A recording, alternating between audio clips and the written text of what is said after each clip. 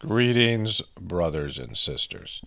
So, if you saw the Super Bowl yesterday, you might have noticed that, it was very flagrant. It was the sort of a turning point in understanding that there was a cultural war that was waged in America, and you lost, and we lost, right? In terms of the presentation of the Super Bowl, but more importantly, the commercials and everything else. That there has been a epic cultural war that has been waged, and people will think about it as being liberal versus conservative, or right versus left, or white versus everybody else, right? Various demographics, but it isn't any of those things. Men versus women. There's so many ways that you could frame this thing. Biden versus Trump, but it is none of those things.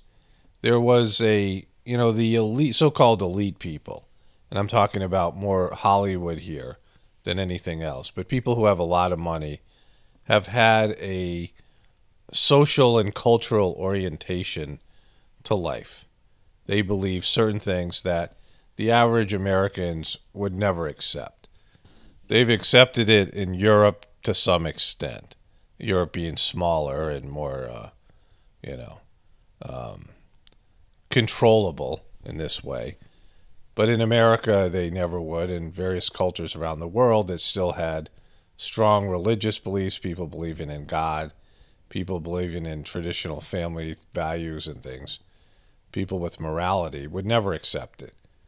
The so-called, elite, what people call the elite, were able to live in a certain way outside of and detached from the so-called like normies or the mob, right? The people who are on the bottom of the pyramid, so to speak.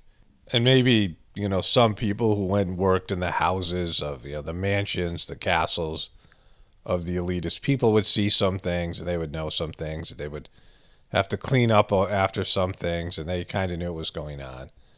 But they were, controlled, and they were sworn to secrecy or whatever it was.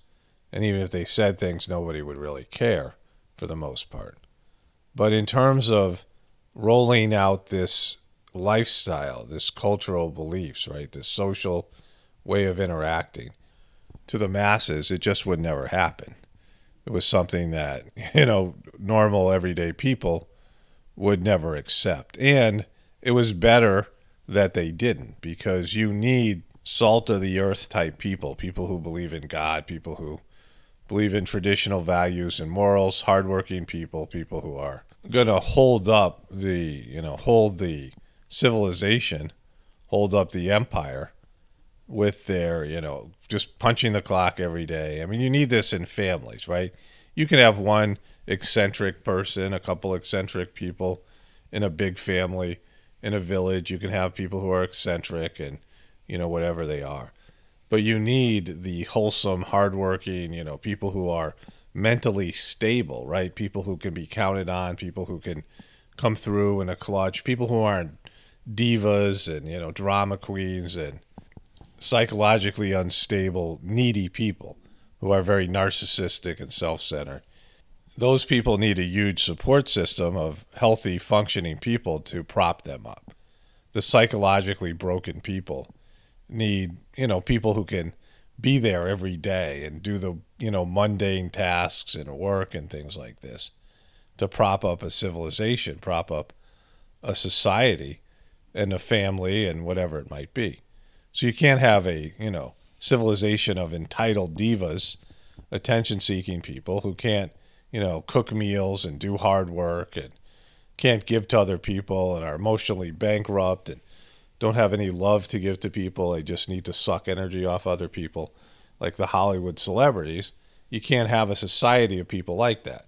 Your society would crumble because, the Hunger Games type of thing, right? You need laborers, you need people who will do the, hard tasks, people who wake up with energy and the ability to persevere through tough things and, get food on the table and contribute to society.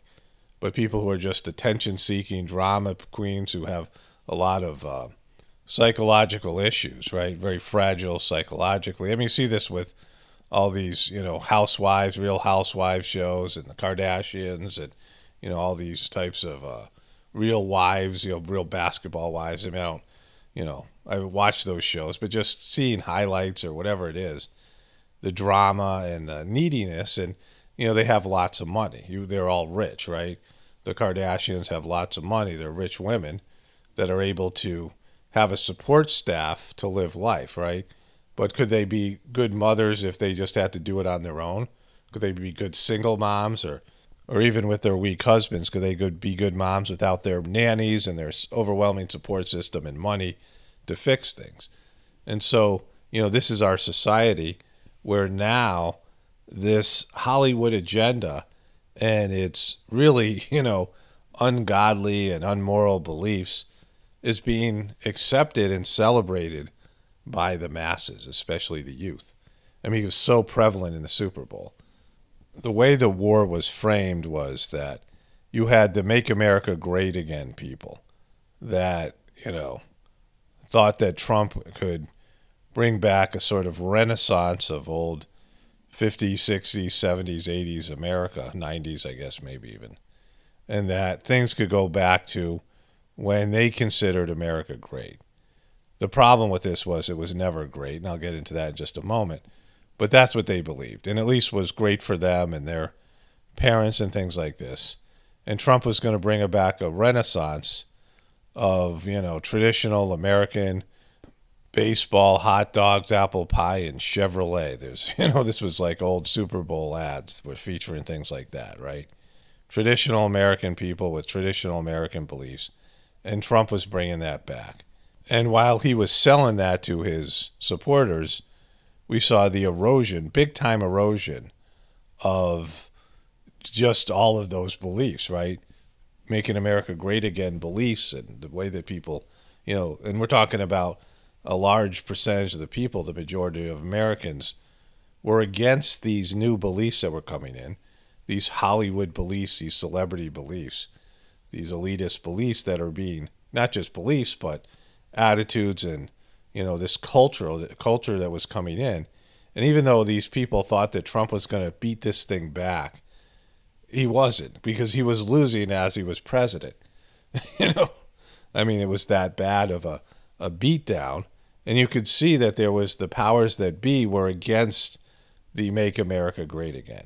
And it wasn't just the media, it just wasn't just the, politicians and the celebrities, but it was the, corporations, like traditional corporations now, were backing and pushing this Hollywood agenda, not giving any other choice or any leeway in this thing. Of course, social media was backing it. And whatever shadow power there is, especially in the intelligence community, the CIA, the FBI, the NSA, and, all of it, and the people that control the system were all saying, yeah, we're pushing this through. And they had the kids. And that's the most important part. They had the youth, because kids were no longer being raised by their parents. And this happened in America, especially the last 10 years, dramatically so. The millennials didn't have any real relationship with their parents. And in America, in general, for years, kids rebel against their parents. I was reading an article maybe, 10 or 15 years ago. And Levi's jeans were going out of business. And when I was in high school, you had to wear Levi's jeans. You couldn't wear any other jeans, or you would be socially ostracized, which is completely effed up. I mean, this is back in the 80s. And Levi's jeans was a very successful company. And I was like, how'd they go out of business? They were, so successful when I was a kid. And the article had said, their parents, so now I'm an adult, I'm having my own kids, right? And it said that kids looked at Levi's jeans as the jeans their parents wore. And that was the end of the, they were, and maybe they come back around or whatever it is. But in America, kids don't want to be like their parents. I mean, it's a dramatic cultural movement, right? You have all these immigrant families that come to America, and their kids want no part of their parents' culture. They want no part of their parents' heritage and the rituals and the beliefs they have. It's something that America has woven into its fabric, that Kids don't even want to be near their parents. Their parents are going to retire to Arizona or Florida or someplace. And they see them a couple times a year at holidays and whatever. But there isn't a real relationship. Many people in America many children in America, grown children, resent their parents and don't like their parents or whatever, judge their parents. There's no real relationship. And that's been going on for years. On top of that, now, with the onset of the internet, kids were no longer being raised by their parents. They were being influenced by, certainly their schools and their peers, the indoctrination they were receiving at schools. But more than anything else, they were being raised by the internet. And there's a cultural war that happened on the internet with your kids. Like your kids were given all this information and they were basically told your parents are full of, S, right? Your parents are not, aware people. And we are, and we're telling you what the real social structure of our civilization should be. I mean, you saw this with the stuff that went on Capitol Hill, that all these kids were ratting out their parents for being a part of the so-called siege. And so, I mean, this is where we are, where there's lots of Trump-supporting parents whose kids are completely liberal. And this isn't a true liberal agenda. This is a elitist Hollywood culture, right, that they're accepting. And beliefs, and, it's all, I mean, it's anti-God, and not anti-God in the sense of religion. And it was backed completely by the powers that be. The corporations, the banks, the media, the politicians, the Hollywood celebrity, and social media. All of these influential groups.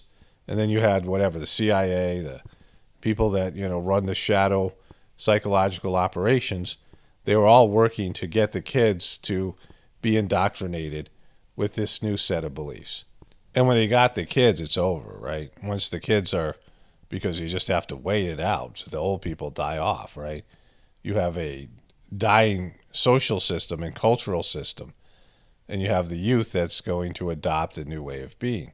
And they rolled it out quickly, very dramatically, and you saw that there was a shift in who had the power in the lower portion of the pyramid.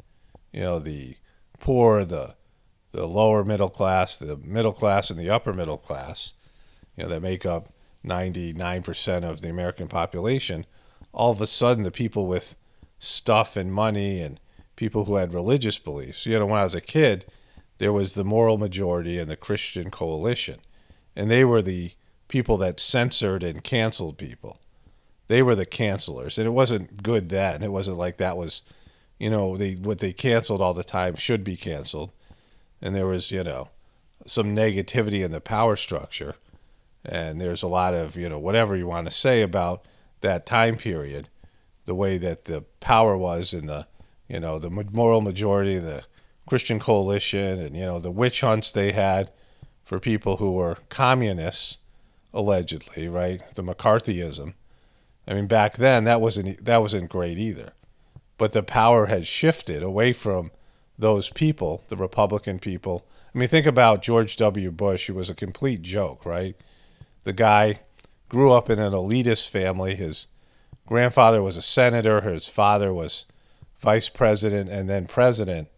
And, they all belonged to Skull and Bones, and they went to Yale. And they lived, Connecticut's a very, upscale, all that area, New England and things like this. And these guys were powerful politicians and a wealthy family. And somehow they had a redneck son who had a Texas accent. How does that happen? Right? George W. Bush, how does that happen? Like his whole life he was a part of this culture. He was hobnobbing with elitist people. And his accent, just like with Alec Baldwin's wife and her fake Spanish accent when she grew up as a suburban white girl. And, how does she get a Spanish accent? Well, how did George W. Bush get a Texas accent and become a part of the evangelical groups, right? He had all these code words, and just like Trump flirted with the truth community, but he wasn't really a truther, George W. Bush was an elitist pretending to be some sort of Texas redneck who had the support and, whatever with the evangelical Christians. And so it's all a big show, a scam, or whatever. These people all have the same sort of beliefs and same sort of orientation to life. But they create these brands and these fake personas. I mean, Donald Trump's a billionaire. He has nothing in common with most of the people that are his rabid fans, right? His supporters.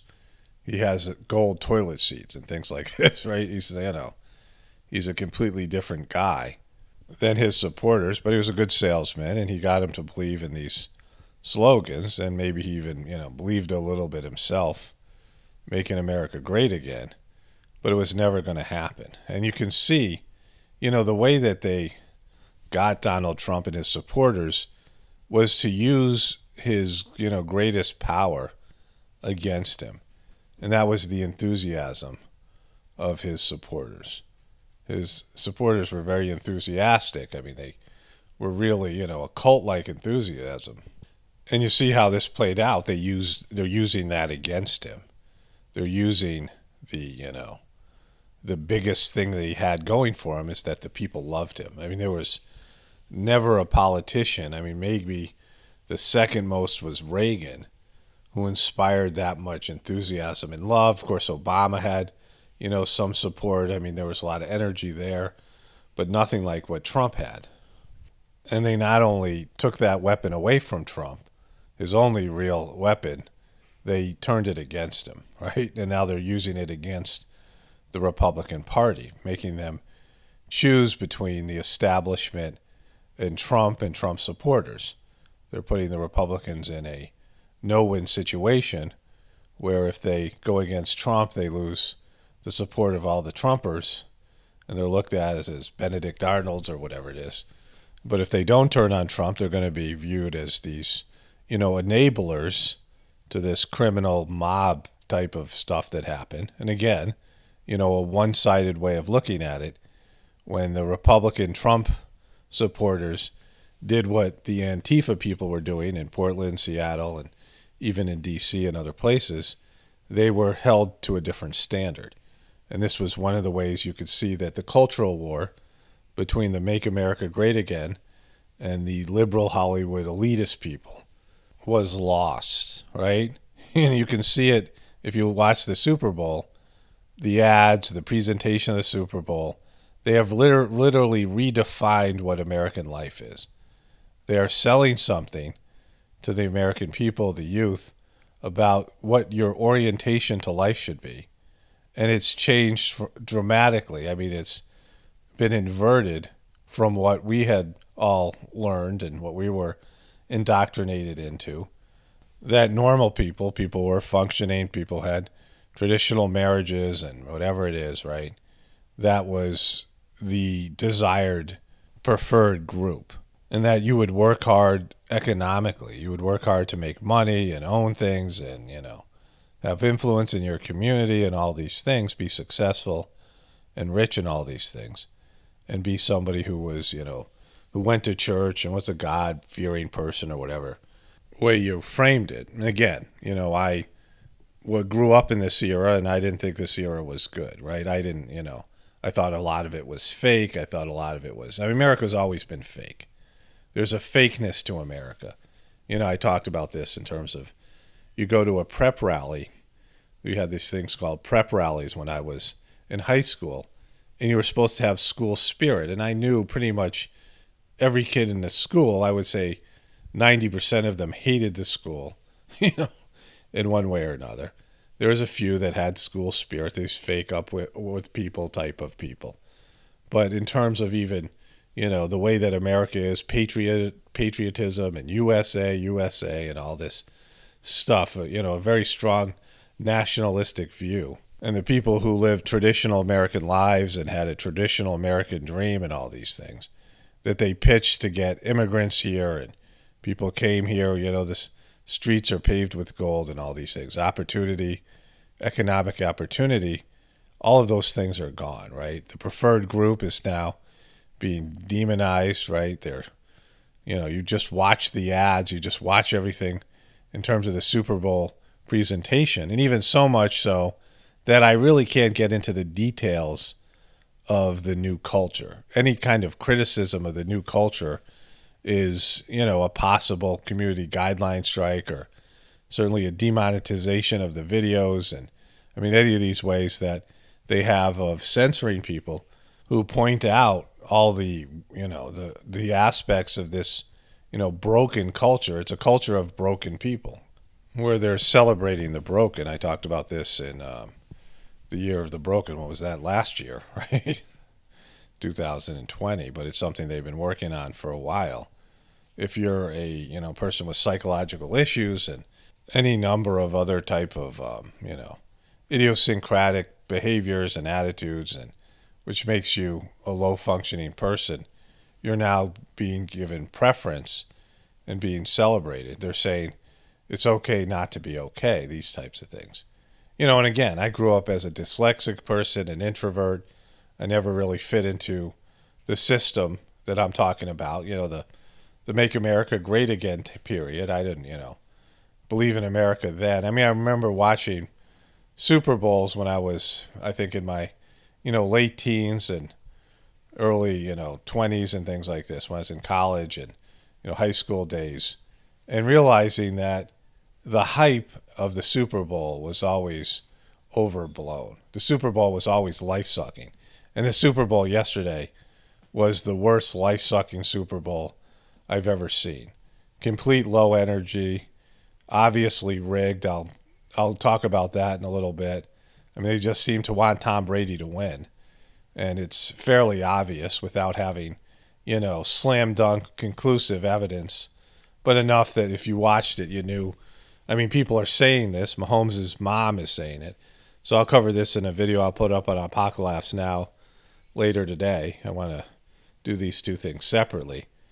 But it was just this life-sucking, low-energy Super Bowl, all of it, with the fans, like cardboard fans and the masks and, no enthusiasm. And, I realized this years ago that the Super Bowl is this sort of it's like the mecca of American culture. It's this big event where everybody, it gets more views than anything else, and it's got more money, and everything, is sort of funneled into the Super Bowl.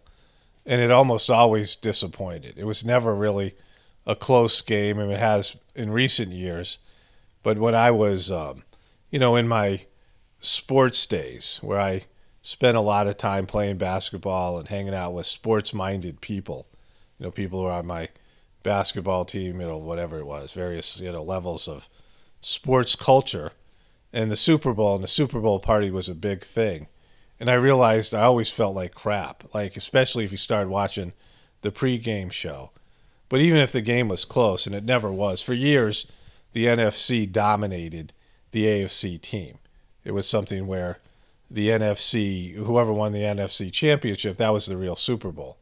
There was like the Cowboys and the 49ers, and the Bears were good for a year or two, and what's now known as the Washington football team. They had these various powerhouses in the NFC, and they just the AFC couldn't win. It was usually a blowout. But even if it wasn't a blowout, it was just something where, after the Super Bowl, it was supposed to be the biggest day of domestic violence. It was just a disappointment, right? I knew I worked with some guy when I was working at Starbucks when I was going to graduate school. And so I had a part-time job at Starbucks.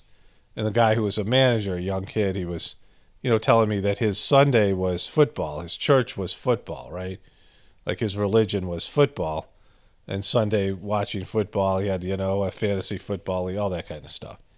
And so the importance of the Super Bowl, where you kind of realize, wow, I spent so much time watching football all year, and it came down to this disappointing event, right? This mega event that's really just a disappointment. And this Super Bowl yesterday was such a disappointment. I mean, it was so low energy. It was supposed to be this epic game. It wasn't just the way the game played out, but I mean, it was just, it had no energy in it. It was life-sucking. And the commercials were not funny, poorly done, and they all featured this attitude of celebrating the broken, celebrating the people that are, the most needy and the people that you can't build your culture on. You couldn't have a culture of Hollywood divas. You couldn't put all these Hollywood celebrities, divas, on some island somewhere and expect them to survive, right? You couldn't put rich, wealthy, elitist people and all these, diva type personalities, entitled people, alone together and expect them to survive in any system. Like, they need lots of just hardworking, normal people that have, religious or spiritual beliefs or whatever it might be. Back when I was in my master's degree graduate school program, there was a good teacher that I had. He showed this one model of psychology where, and I forget which one it was, but the idea of the model was for group therapy. And this guy, when he approached group therapy, would look for the health of the family. And I just thought about that. Like, that's just really smart. He looked for what was right, because the psychological model is problem-centered. And it usually focuses on the problem people, right? The problem in the family, and to deal with the problem and fixing the problem, and not supporting the health. And usually in every family, there's one healthy person, a few healthy people, whatever it is. And they have to absorb the dysfunctional people. They have to overcompensate for the underfunctioning people. The people just can't get their stuff together. Whatever it is, right? In any organization at work, because work is like a family as well, you have the people who are higher functioning, and oftentimes they're overlooked. It's the idea of the prodigal son. And I don't believe in that principle, where the prodigal son returns and the father gives a big meal and a big celebration and ignores the hardworking, faithful children that have been there all along. And so this is now the age of the prodigal son, where the people who are the lowest functioning and, the most, draining and life-sucking and, the worst of the worst and the least contributing are now being celebrated. And people who are the health of the American system are being demonized. People who are, doing the hard work to keep America going are being, ostracized and marginalized. So much so that you really even can't talk about it on Twitter and these other places, because, they found a way to use Trump's weapon of enthusiasm against him. And I'm not saying Trump supporters are higher functioning, because most of them aren't, the QBs and these people, because they themselves are broken. But I'm talking about the, traditional people that have been sort of the backbone of America are now finding that their way of life and, the way that they've been raised, this indoctrination we all received about how you were supposed to be as an American, what was important as an American, how to function as an American, is now been inverted and turned and scrambled and, shaken up. And it's a complete different America. And you could just see by the way that the ads were framed, the advertisements, and just everything about it. And it covers multiple different aspects of it. CBS was pitching 2 new shows. One of them was called Clarice, which is the, female lead, the Jodie Foster character of the Silence of the Lambs, the serial killer, another serial killer-based TV show featuring a female lead. And then the other one was Queen Latifah, who is a 50-year-old former rapper who is clearly out of shape, who is now starring in The Equalizer, and she was running and beating people up and, just in the ads themselves. And that's how it is now, right? Where everything is oriented in a different way, away from men, away from traditional people, away from what America used to be all about. Now it's completely the opposite. And I'm not saying the Make America Great Again thing was good, because it never was. America was never great because we're the empire, right? We're the evil empire. People don't want to look at that, but the reason we have the lifestyle that we do is because we have the biggest military and we have the, economy rigged in our favor. And there's lots of people starving all over the world because of the system being rigged against them. It's rigged in favor of America and Europe and some of these other countries, and rich people in all these various countries around the world. And so it's an unfair system where people have trillions of dollars, billions of dollars, millions of dollars, or whatever, right, on these different levels. And then other people are living on $1 a day. They're in abject poverty. 25,000 kids are starving every day. And so the world's economy is completely unfair and rigged in such a way. But it's a debt-based economy, and it's collapsed. And so now they're giving you a new American deal. And they sold these kids on it, and they don't, they're not looking at what their lifestyle is going to be, because at the end of the day, this is going to be about lifestyle. And there's no way to stop it. And like I said, it's been, it was such an overwhelming defeat, this cultural war, that you can't even talk about it, right? You really can't, talk about the specifics of it in terms of, social media and these other places where you'll be ostracized and banned for talking badly about so-called marginalized groups. I mean, this is one of the community guideline strikes that you get on YouTube, that there are these marginalized groups, but now it's shifted, and the privileged people of the past are now the marginalized groups of today. And they're the ones who are being ostracized, and they're the ones who are facing against a rigged system against them. But the big problem with all this is that, at least in the past, the people who were the preferred groups were, they were healthy in some ways, psychologically healthy, physically healthy. And they could carry a society. They could carry a culture.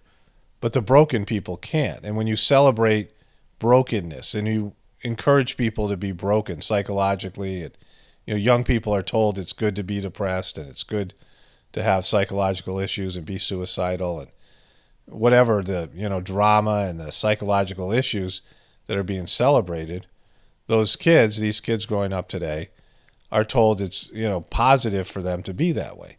And so they're embracing those things, and they're becoming less and less functional, right? They're becoming less and less competent as human beings at a time when the system is collapsing across the board, and the older people don't have any influence on the younger generation to help them see the disaster that's befalling them.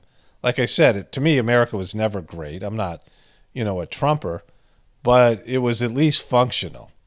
America, again, it was functional in a way that it was exploiting people around the world and, in an evil empire way. But now it's not functional at all. And that the people that are being celebrated and the culture that's being pitched is less sustainable than the old culture. The old culture is dying because it wasn't sustainable. The economic model, the debt-based system, all these things were never sustainable. But this one, where dividing people against God, taking people away from God, making God, people who believe in God as some sort of, you're unevolved. And so that's like, one of the problems, one of the big liabilities of the new culture, and dividing them against their family and making them be broken, encouraging their brokenness, and at a time when there's just going to be less money. Like these people think that, all right, these marginalized groups are now going to have a bigger share of the pie. Well, they are, but the pie is much smaller. And so there's no money, there's no anything. And this is how an empire dies. You're watching the death of an empire. And like I said, this is, divinity at work here as well, because the empire was never great. It had to collapse, and now it's worse than it was. People are worse, the culture is worse, and it was on full display on the Super Bowl. That in terms of the divine system, we were moving farther and farther away from God and being more and more materialistic, and this is the next phase of it, right? Like people were okay with the materialism and going away from God and going away from nature and going away from their traditional village-based lifestyle, and then having this nationalistic lifestyle and having everything be the same strip malls and the same cul-de-sacs, and people were okay with that. But now they're saying, hey, it's going too far, right? This is the evolution or de-evolution of the system. It's when you go farther and farther away from God, and the religion sold out. That's the big part. The religions became materialistic, more and more into power, more and more into materialistic things, and less about a spiritual message. And we see that, right? This is how it ended up. And so instead of becoming more spiritual and evolving spiritually and using the free time, like we have free time, that's our big thing, is having free time. And a slave, going from traditional slavery to being an economic slave, you have a lot more free time. And instead of using that free time to better yourself spiritually and work on your character and become a better human being, people have indulged. They've indulged materialistically, and that's the way the system works. And so people have become less and less. And there's this opportunity now, a spiritual opportunity that's opening up, but people aren't choosing it. And so it becomes what is it going to take in terms of systemic collapse for people to realize that, their orientation to life is wrong. And that was, in the baseball, hot dog, apple pie, and Chevrolet days, and even more so now, that people have to realize that the way they're going is opposing the divine will and laws and the spiritual reason they're here, the reason their soul is even here. They don't have a sense of it. They don't have a real, they're not aware of why they're really here. People think it's about material pleasure, and I've covered that in so many videos. And so it's about connecting to God on a deeper level, right? The heartfulness system is given as a solution, and people struggle with it. I'm not talking about people that hear about it from me. Many of you have tried it and, like the system, but, there's struggles with it. I mean, not initially, but years down the road. But I'm talking about people who have done it for so many years, because the materialistic pull is very powerful right now in terms of people wanting to indulge in the materialistic system, the decadent system, right? The hedonistic system. And it makes it difficult to live a spiritual life, to fully commit to a spiritual goal and a spiritual purpose. And so the system has to come down because, again, we're going in the wrong direction.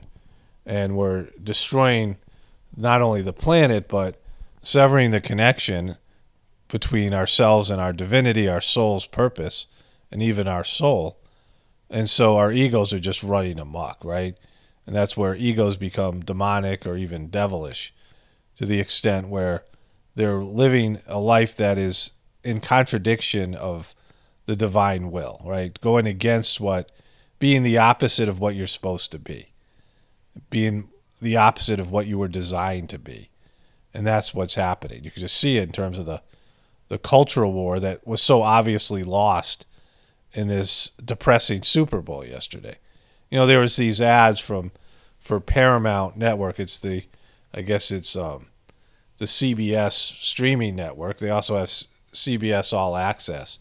But they had this Paramount Network, and all the shows that they were displaying, they're bringing back Beavis and Butthead and SpongeBob SquarePants, and they're putting this on this new Paramount Network. And there are these horrible ads, if you saw them, where they're marching up this, the pinnacle, the pyramid. The Paramount is another version of the pyramid. And the shows are all horrible. And, back when they started to make cartoons ugly and, like they were drawn by Picasso or something, SpongeBob, SquarePants, and Ren and Stimpy and all these, perverted, just the opposite. Like, you don't recognize what it is, the animals that are in it, right? It's just ugly. And that's when they were starting to sell this idea of celebration of the broken, celebration of the psychologically broken and the physically broken and all these things. Back when I started being a counselor and a therapist and reading the DSM-4 at that time, it's DSM-5 now, the diagnostic manual. It has all the various psychological diagnoses in it. And it's a huge book. It's a very thick book with all these various psychological diagnoses in it. And I realized pretty much everybody in America has some psychological diagnosis. But it's never the system's fault. It's always you. The system's great. The system's wonderful. And if you can't function in it, it's because you're messed up. You're broken. And now they're celebrating that. They're celebrating the outcome of a dysfunctional system that goes against the will of God, the demonic debt-based economic system, and all the cultural aspects of hedonism, and people living a pleasure-based existence. just seeking physical pleasure, sensory stimulation. And they don't have, you have really wealthy people that don't have real problems that can't be solved by money for the most part. And so they psychologically fall apart because you need difficulties to sort of bind your personality together. You need miseries, that's some of the purpose of life. You have to get through things, whatever they might be. Life isn't supposed to be happy in the sense of you can be happy all the time, but you still have to have, miseries and be happy during having these difficulties and problems to solve. We're problem solvers. And people who strive to live a life without difficulties or problems or, doing things they don't want to do, mundane tasks, boring things. And so those are a part of life. Those are the parts of life that make your fun time better. You can't have happiness without having unhappiness, because happiness is defined by your unhappy moments. And so our system, which breaks people psychologically, is never the problem. But now that so many people are psychologically broken and the system itself is breaking and it's, economically unsustainable, they are flipping the script and they're celebrating the brokenness. And the people, the Biden supporters and the liberal people and the young people who think that they've won something here, they've won this cultural war, are in for a rude awakening, because what this really is about is a completely new deal, a global economic reset, which is, it's something where the lifestyle that most Americans enjoy is going to be nothing like it is now. A complete restructuring of the socioeconomic dynamics. And I've said before, there's nothing anybody can do about it because you're 100% dependent on the system. And you don't have a plan B. Very few people have a plan B. Very few people have a backup system or something that would, be an alternative to what you're about to receive. People will complain, people will protest, people will flip out, but they'll accept the New Deal because there's no other alternative. The alternative is, starving or having chaos or a complete broken system, which is going to happen either way because the system's going down. They're desperately trying to save it by reinventing everything the system was supposed to be about. But they can't save the system. You could just see it, right? You can just see it. The system can't be saved because people have, they're just dead inside, right? Everyone's turning into these zombie-like ghouls, and they need prana. They need spiritual energy. They need God's love, and they're just disconnected from it. And they don't know what they're missing. They don't know what it is. They don't know what it was like to be, spiritual people and have a connection to their soul and be living the way that God wants them to live in a way that their soul's purpose is being achieved. Like, people are so divorced from that, they have no idea. They have no idea why they're miserable and broken, and they just keep on going further into the beast, further into the system, looking for help and support from them, getting on psychological medications and having more materialistic goals, thinking they're going to be happy, and their brokenness will be addressed through the beastly system, instead of figuring out that it's the system itself that's breaking them and making them dissatisfied with their existence. And so, only spirituality will save this world. It's Paul Romano, definitely pointing from the Apocalypse and the Ascension. Everyone have a blessed day and be grateful.